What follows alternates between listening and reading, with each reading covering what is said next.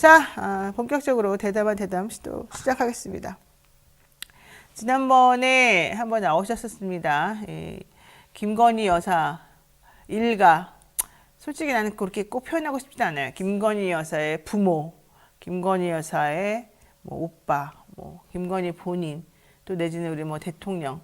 여러분들이 이 곳하고 연결이 아주 직접되어 있습니다. 서울에서 양평을 잇는 서울 양평 고속도로 종점을 어디에다 둘 것이냐, 이제 이 문제였는데요. 아직도 결론이 나지 않고 있습니다. 그 이후에 나온 국토교통부의 대처를 보면은 새로 바뀐 게 좋다, 이제 이런 취지였는데요. 제가 구체적으로 들여다보니까 또 그 말은 그대로 믿을 수는 없는 부분이 있더라고요. 그래서 오늘 최재관 더불어민주당 여주 양평 지역위원장과 여현정 전 양평군의원 함께 모시고 양평 고속도로 현안에 대한 날카로운 시각 한번 들어보도록 하겠습니다. 네, 두 분 어서 오십시오. 네, 반갑습니다. 안녕하십니까. 우리 최재관 위원장님 본인 소개 좀 다시 한번 잘해주세요. 제가 잘 못해서. 네, 더불어민주당 여주시 양평군 지역위원장입니다. 네, 반갑습니다. 네. 네, 우리 저번에 한번 나오셨지만, 네. 네, 의원님, 예. 네, 안녕하세요. 예, 두 번째 출연하게 됐네요. 이 고속도로 싸움 과정에서 제명이 됐고, 지금 법적 투쟁을 진행하고 있습니다. 네, 전 양평군 의원 여현정입니다. 예, 법적 투쟁은 어떻게 돼가고 있어요? 지난 18일에 효력정지 가처분 심리가 있었고요. 심리에서는 어쨌든 우리 판사님께서도 좀 이런 황당한 경우가 있는가라는 식의 이야기를 좀 하셨고 30일 날 판결이 예정되어 있습니다. 근데 그런 게 있어요. 여기 가처분 사건은 이렇게 특히 이런 종류의 하신 사건은 만족적 가처분이라고 그래요. 혹은 임시 지위를 정하는 가처분이라고 불러요. 그래가지고 가처분에서 인용되는 그것이 사실 우리가 궁극적으로 원하는 바로 그거거든요. 그렇게 되면 그런 그 만족적 가처분에 대해서는 잘 안 해줘요. 아, 그래요? 그리고 판사님들이 앞에서 되게 막 친절하게 억울하겠다 뭐 이런 뉘앙스를 풍기거나 네. 뭔가 되게 네 말이 맞다, 쟤네들 되게 이상한 애들이다라고 하잖아요. 네. 막 우리가 꿈에 부풀어 있잖아요. 그래가지고 맞습니다 판사님, 우리 막 너무 기뻐해. 판사가 나의 말을 잘 들어줬어. 좋은 결과가 나올 것 같아. 결론은 기각 이러는 경우가 되게 많아요. 왜냐하면 그런 만족적 가처분의 경우에는 결국 네가 원하는 게 바로 그건데 본격적인 재판도 해보지 않고 증거도 아직 부실하게 나와 있는 상황에서 일방적으로 신청인의 말만 듣고서 니네가 원하는 그 현 상태를 계속 유지해 줄 수는 없는 거다. 이제 이런 의미에서 우리는 더 신중하게 생각해 보겠다. 그 정도 소명된 건 의미 없다. 이제 이렇게 말하는 경우가 많아요. 물론 이제 이번 사건이 그렇다는 건 아니고요.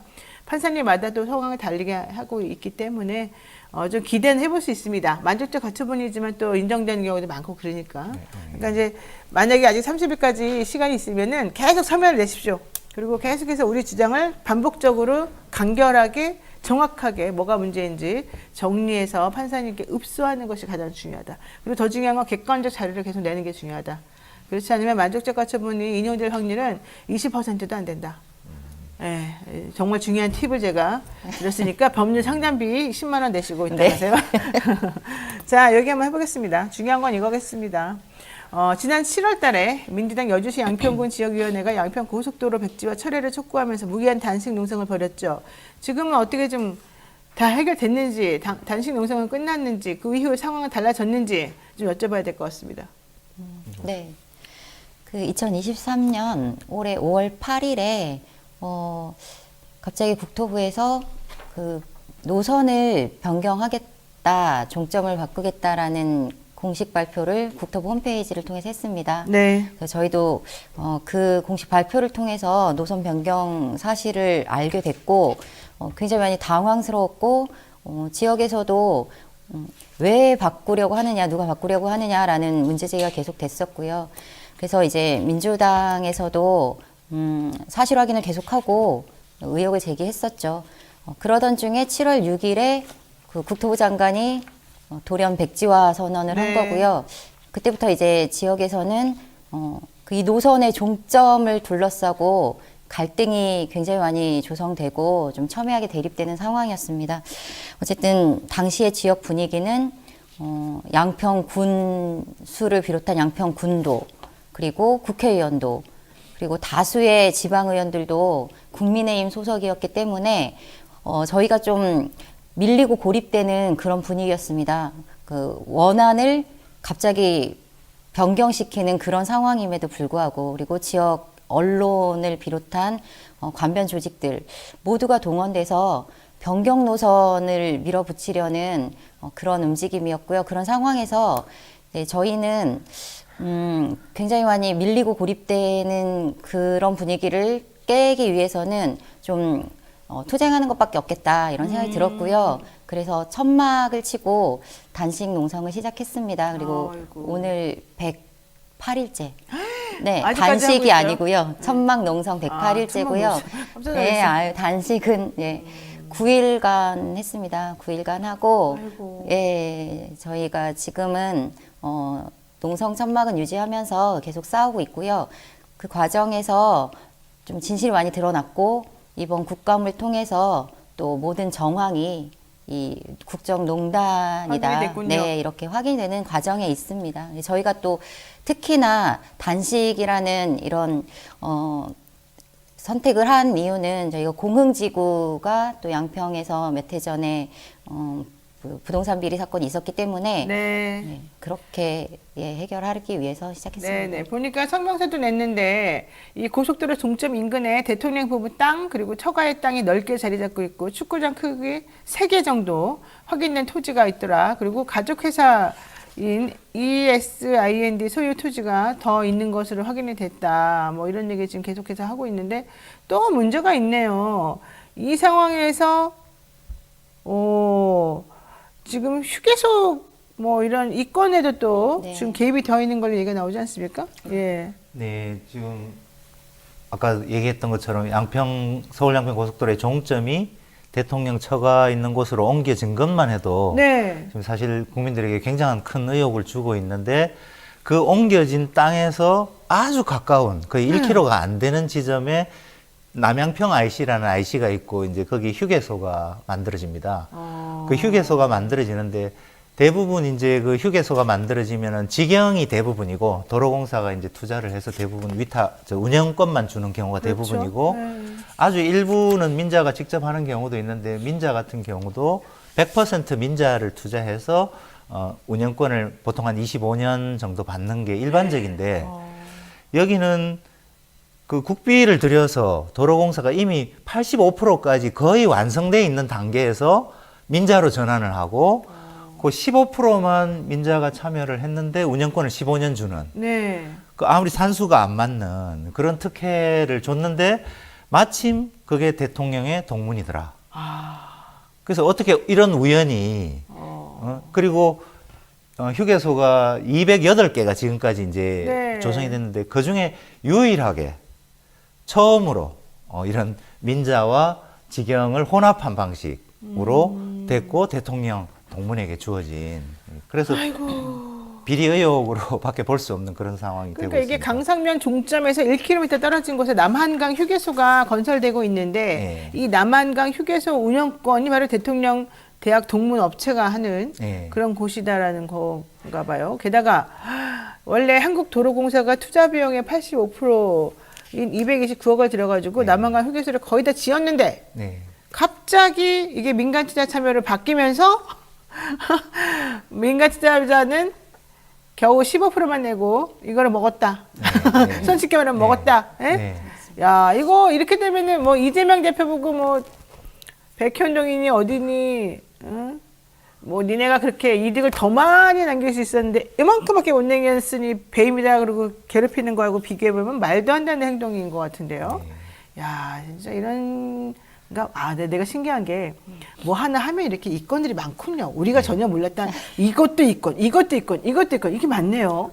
네, 역시 맞습니다. 권력이가 잘 보이는 게 중요하다. 그걸 깨달았어요. 네. 우리는 평생 안 되겠어요. 그래서 지금 양평에는 아까 양평 공흥지구에 네. 아파트를 건설하는데 이제 대통령 장모에게 특혜를 줘서 인허가를 특별히 내줘서 수변구역에 네. 그렇게 이익을 주고, 지금 고속도로 종점을 변경해서 또 이익을 주고, 이번 네. 휴게소를 만들어서 또 이익을 주고. 그렇죠. 근데 사람들이 착하네. 혼자 안 먹고 여러 명이 나눠 먹네.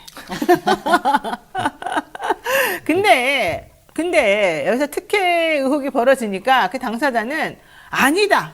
네. 관련 업체는 나는 오히려 손해다. 가장 네. 비싸게 입찰했다. 네. 이러면서 화를 냈다는 거예요. 특혜 의혹이 아니다. 이거는 또 뭡니까? 이 네. 사람들. 우선 거의 건설이 다 돼가는 네. 그 국비로 해도 당연히 충분히 해결할 수 있는 것을 갑자기 민자를 전환한 것 자체가 문제이고 그렇죠. 그리고 서울 양평 고속도로도 그 경제성이나 이런 것들이 먼저 분석이 됐는데 변경 노선이 더 좋아서 옮겼다 하면은 이해가 갈 텐데 종점을 먼저 옮겨놓고 경제성 분석을 하잖아요. 맞아요. 이것도 똑같은 경우입니다. IC의 휴게소를 민자 혼합으로 전환해놓고 경제성 분석을 안 했어요. 하지도 않았어요. 그리고 문제가 되니까 이제 그제서 경제성 분석을 하는. 네네. 그래서 순서가 완전히 바뀌어 있고. 아니 그리고 강상 면환이 뭐 종점거리가 네. 7km 정도밖에 안 되는데 우리가 하도 뭐라 그러니까 야 그렇게 해놓으면은 교통량이 엄청나게 늘어나가지고 이득이야 막 이러면서 또 무슨 보고서 같은 걸 냈잖아요. 근데 알고 봤더니 그게 지금 꼼수라는 거 아니에요? 네, 맞습니다.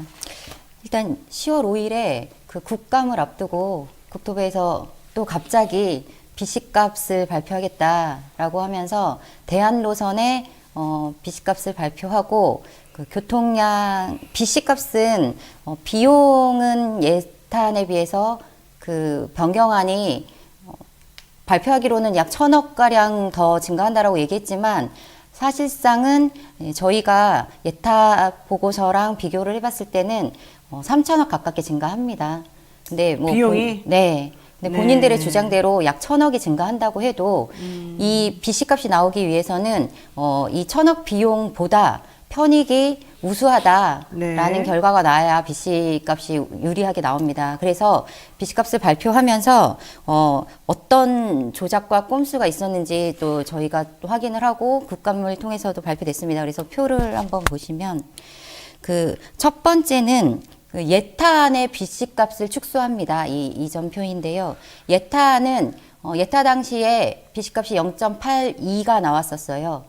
그런데 그 우측에 보면 예타 반영안이라고 해서 BC값이 갑자기 0.73으로 축소가 됩니다. 이런 경우는 없을 거예요. 네. 예. 그런데 이 BC값을 축소하기 위해서 시점부를 조정을 합니다. 예타 때와 시점부를 그 약 0.3km 정도 줄이면서 네. BC값을 축소를 합니다. 그 주장은 동일 조건으로 하겠다. 그래서 변경되는 대한노선이 그 시점부가 예타 노선과 달랐기 때문에 동일하게 하겠다라고 하면서 BC값을 축소해버린 거예요. 그리고 아까 말씀하신 대로 교통량 부풀리기를 합니다. 예타는 BC값을 축소해서 낮춰놓고 변경안에 대해서는 대한노선에 대해서는 교통량 부풀리기를 합니다. 말씀하신 대로 약 하루 7,000대라고 하셨는데 그 보고서에 보면 약 6,000대 가량 늘어납니다. 근데 이것도 말이 안 되는 게 국감에서 이소영 의원께서 잘 지적을 해주셨는데요. 그 하남시 교산신도시, 왕숙신도시 같은 경우는 인구가 25만 정도로 추산이 되는데요. 거기에서 유발되는 교통량은 약 1,000대 증가하는 걸로 발표가 됐어요. 본인들이 발표한 보고서에.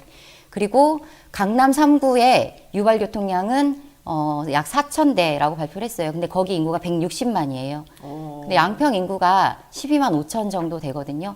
근데 여기만 유일하게 6,000대가량 늘어날 거다라고 주장을 하는 거예요. 그래서 네. 이거는 BC값을 늘리기 위한 교통량 부풀리기다라는 네. 거고요. 또 한 가지 중요한 것은 이 변경되는 구간, 양평 구간만 교통량이 6,000대가 늘어난다라고 발표합니다. 왜냐하면 시점부는 동일하기 때문에 차이가 없을 거예요. 근데 그 이유는 IC를 대한노선에만 두었기 때문에 그렇거든요. 근데 시점부를 동일하게 했다고 하면 종점부도 똑같이 IC를 두어야 된다. 저희는 그렇죠. 이렇게 주장합니다. 네. 그래서 똑같이 IC를 두고 조사를 해본 교통량을 분석해본 게 있어요. 중간 보고서에. 근데 그 예타 노선에 IC만 두고 분석한 결과는 국토부에서 주장하는 대한노선보다 교통량이 더 많습니다. 네. 그러니까 사실상 동일 조건으로 했을 때는 종점을 변경하지 않은 게 교통량이 더 많을 수 있다라는 결론이 되는 거죠. 자, 우리 그 위원장님. 지금 원희룡 국토부 장관이 네, 원래 네. 일타 강사 이러면서 아주 똑똑하다. 그 사람 말은 좀 믿어도 된다. 이런 이미지를 그동안에 내세워 왔는데 이번에 이 양평 고속도로 관련해서 얘기하는 걸 들어보면은 그러지도 못한 것 같아요. 이랬다 저랬다 무슨 말인지 못 알아듣겠고 그래서 오히려 경기도 국감에서는 원장관은 일타 선동꾼이다 이렇게 얘기했다면서요. 네, 원희룡 국토부 장관은 이번에 서울 양평 고속도로 때문에 그 완전히 망했다고 저는 생각이 망했어요? 드는데 그동안 대선 후보급으로 이렇게 평가가 됐었는데 지금은 정직하지 못한 사람으로 평가가 되고 있습니다. 그동안 수없이 많은 거짓말과 거짓 해명이 그렇죠. 안 맞아요 앞뒤도. 예, 네. 다 드러나 버렸어요. 우리 온 국민들이 다 알게 됐는데 뭐 처음에는 대통령 처가 쪽으로 가니까 문제가 있다. 이게 늘공들이 잘 몰라서 그랬다. 그래놓고 금방 또 백지화를 선언하고 그리고 지금까지 한 4달 동안 누가 최초로 종점을 변경했는지를 지시했는지 네. 그걸 밝히는 과정에서 처음에는 양평 민주당이 했다고 했다가 양평 군이 했다고 했다가 용역사가 했다고 했다가 지금은 결국은 국토부가 지시했다는 것까지 이렇게 다 실토를 당하게 되는 그래서 그리고 아까 얘기한 것처럼 수많은 교통량 조작 그런 과정들이 다 드러나서 지금은 정직하지 못한 사람으로 평가가 되고 있고 최근에는 일타 강사에서 요즘 조금 바보 행세를 해요. 내가 어떻게 아느냐 일일이 다 저 뒤에 용역사에 물어봐라 직원에게 물어봐라 하면서 발을 빼고 있는 야. 그런 상황이 되고 있습니다. 아이고 이래서 결론적으로 이거 해야 되는 거 아니겠습니까? 요즘에 지금 민주당이 할 수 있는 게 뭐 이거밖에 없죠. 뭐 양평 고속도로에 대한 국정조사 특검 이런 거. 근데 지역 여론이 어떤지 모르겠어요. 하래요? 지역 여론이? 그럼요. 그 여론이 이제 이게 한 4달 정도 지속되면서 차츰차츰 좀 변해간다라는 걸 저희는 이제 현장에 있으면 느낍니다. 네. 옛날에 양상면 이런 거 얘기하니까 왜 자꾸 우리를 갈라치게 하냐 빨리빨리 해주지 이랬는데 그게 네. 아니라는 걸 알았어요? 예, 처음에는 그 워낙에 저희가 민주당 세가 약하다 보니까 뭐 양평군 국회의원, 지방의원 뭐 할 것 없이 지역 단체들이나 언론 할 것 없이 노선 변경해야 된다라는 입장이 좀 과하게 반영이 되고 있는 그런 상황이었고요. 근데 이제 그 과정에서 3번의 여론조사를 합니다. 근데 원안 변경안에 대한 지지는 거의 50대 50 정도 나오다가 마지막 여론조사에서는 원안을 지지하는 여론이 더 우세하게 나왔습니다. 근데 양평군하고 지역 국민의힘당에서는 이제 네. 이슈 지우기를 하고 있는 상황이고요. 저희는 끈질기게 계속 천막을 유지하면서 싸우고 있는 네. 과정이고 지금 여론은 많이 좀 뒤집혔을 것이고 국감을 통해서 모든 정황은 이게 국정농단이다. 대통령 일가의 부동산 게이트 이권이 모두 돌아간다라는 것들에 대해서는 국민들이 많이 알게 되는 상황이었고요. 양평군 내에서도 국정조사 가야 되지 않는가. 특검도 해야 되지 않는가 이런 네. 여론들이 좀 많이 나타나고 있습니다. 아까 좀 전에 이제 여론 얘기하셨고 워낙 민주당 세가 약한 곳이다 말씀하셨는데 네. 진희님께서 이런 말씀 주셨습니다. 시댁이 여주인데요. 네. 남편 친구들이 빨갱이라고 해서 못 간 지 오래됐어요. 너무 불쌍합니다. 솔직히 말해서. 아유. 진희님 힘내시기 바라고요. 근데 그랬더니 이제 어쨌든 간에 지금 기재부에서 추경호 부총리가 야 우리가 돈 될 테니까 빨리 하자. 이것도 무슨 말이니까. 아니 추경호 경제부총리가 국회 중심의 제3자 검증을 하자 이랬다는 거예요. 그러면서 우리가 돈 될 테니까 얼른 검증 끝내자. 이렇게 하는 것도 맞는지 잘 모르겠습니다. 뭡니까 이게 도대체가. 그 말이 안 되는 얘기죠. 사실상은 굉장히 궁지에 몰린 네. 그 정부에서 뭐 여러 가지 대안을 계속 들고 나오고 새로운 조작과 꼼수를 부리는 것 중에 하나다라고 저는 생각합니다. 노선은 지금 새로운 55%나 바뀌고 양평구간 100%가 바뀐 노선을 들고 와서 원안과 비교해서 검증하자라고 하는 것 자체가 성립이 안 된다고 저는 생각합니다. 전혀 새로운 사업이거든요. 까딱하면 예비타당성 조사, 기재부 협의를 다시 해야 해서 이 고속도로 사업 자체가 좌초될 네. 수 있는 그런 상황입니다. 그래서 노선을 검증하기 위한 뭐 그런 방안들을 제시하는 것 자체에 대해서는 저희는 받을 이유도 없고 그래서는 안 된다. 이건 국민에게 더 피해를 줄 수 있고 시간을 끌게 되는 상황이다. 저 이렇게 생각합니다. 네. 자, 위원장님. 아무래도 지금 내년 총선을 앞두고 양평 고속도로 문제가 이슈가 되지 않을 수가 없을 것 같습니다. 어떻게 지역 여론과 총선에 이게 어떤 영향을 미칠까요? 예, 지역 축제를 요즘 다녀보면은 그 민주당을 바라보는 시선이 좀 따뜻해졌다는 거를 느낄 수 있고 아까 그 빨갱이라고 이제 몰린다 그러는데 시댁도 못 간대요. 글쎄. 예, 요즘 조금 달라진 분위기를 체감할 수가 있고 그리고 그날만 기다린다는 분들이 있어요. 그날이 무슨 날이죠? 투표하는 날만 기다리겠다. 투표 날. 아주 그냥 배르고 있는 분들이 있고 그리고 윤석열 정부 1년 6개월이 지나면서 많은 분들이 후회하고 계신 것 같아요. 그래요? 예. 그러면서 서울 양평 고속도로가 사실은 처음에도 본부장 비리가 대선 때도 불거졌지만 그때는 의혹이었는데 서울 양평 고속도로를 보니까 이거는 진실이다. 이거는 국정농단이다. 예, 그런 부분들이 이제 거의 다 드러나서 네네네. 아마 이번 총선에 여주 양평 지역뿐만 아니라 전국에 그 중요한 변수로 작용하지 않을까 이제 이런 생각을 하게 됩니다. 자, 그런데 요거 보세요. 지금 추미애 전 법무부 장관이 주말에 이런 얘기를 했습니다. 윤석열 탄핵. 예. 예전에는 그래도 차마 탄핵이라는 말 자체를 이제 못 올렸는데 예.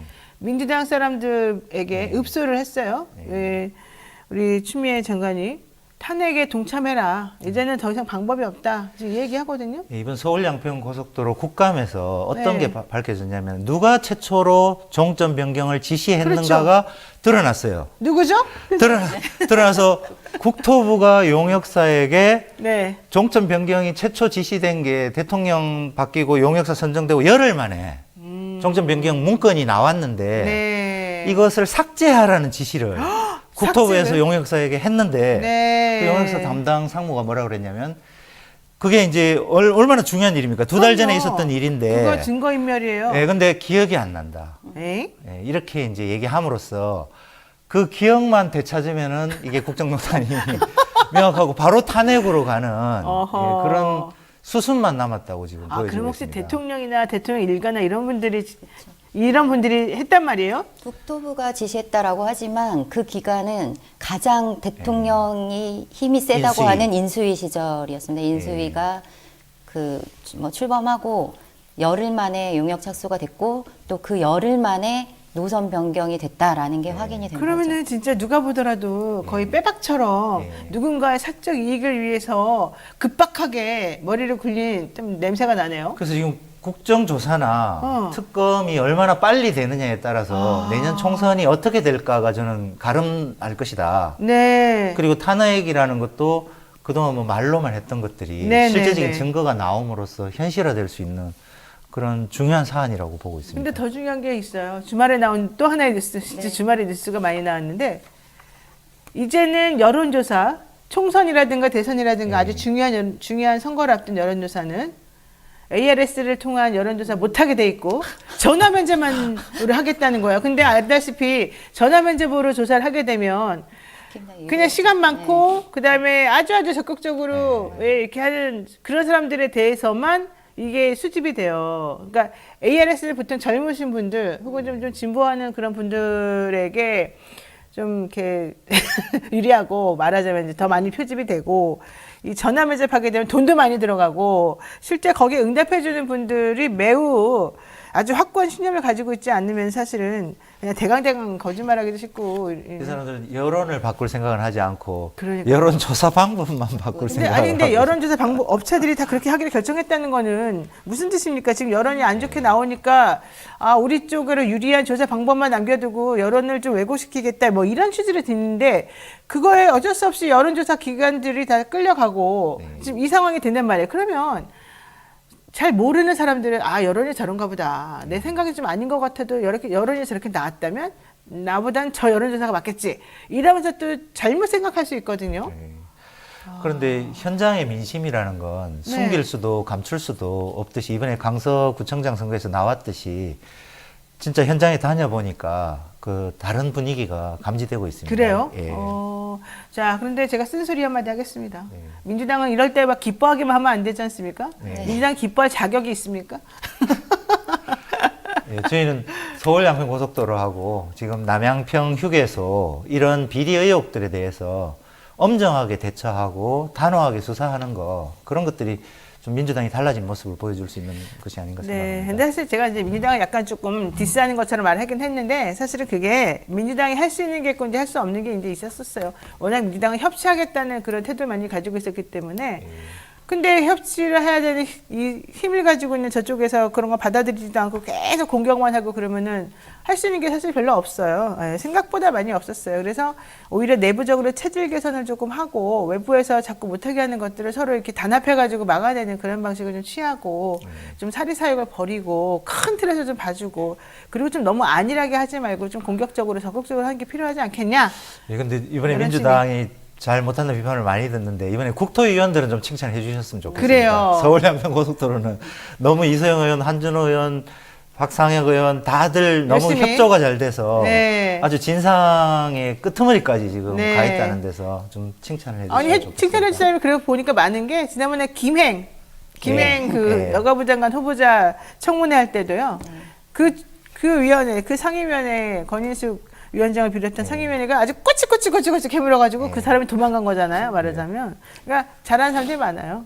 국토위 네. 김민기 위원장님도 네, 큰 건 하셨고 그리고 한 90%는 네. 모든 정황을 국정농단이다라는 게 국감을 통해서 좀 드러났고 저희가 그래서 지역에서 좀 힘을 받고 있습니다. 그러니까요.